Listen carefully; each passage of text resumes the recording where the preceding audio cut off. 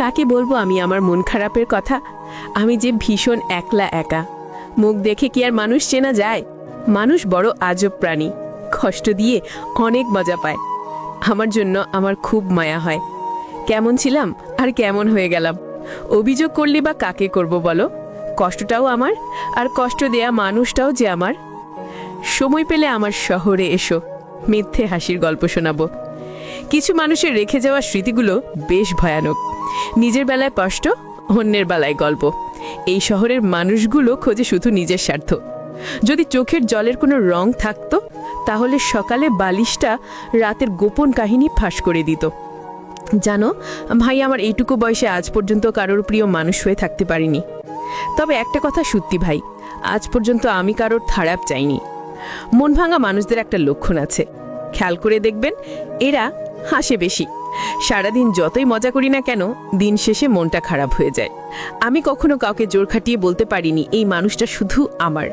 কোনো বন্ধু আজ পর্যন্ত বলেনি তুই শুধু আমার বেস্ট ফ্রেন্ড।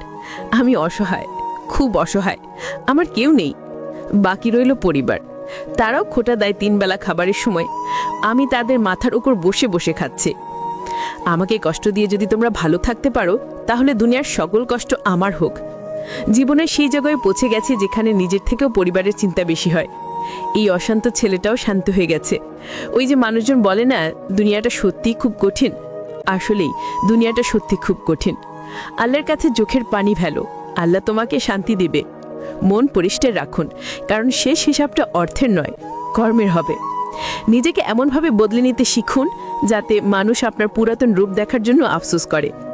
মানুষের চেষ্টা যেখানে শেষ, আল্লাহর সাহায্য সেখান থেকে শুরু। এক হাতে চোখের জল মুছে অন্য হাতে টাইপিং করার অনুভূতিগুলো কেউ বুঝবে না। চুপচাপ থাকা, এটা ভদ্রতা। আর মানুষ এটাই আমার দুর্বলতা ভাবতেছে। ভালো রাখো তাকে যাকে ভালো রাখার জন্য আমাকে ভুলে গেছো। আমিও দেখতে চাই সে তোমাকে কতদিন ভালো রাখতে পারে। কিছু মানুষ কখনো জানবে না যে আমি তাদের জন্য প্রার্থনা করি। যে বয়সে বন্ধুদের সাথে আড্ডা দেওয়ার কথা ছিল, সেই বয়সে নিলাম পরিবারের দায়িত্ব।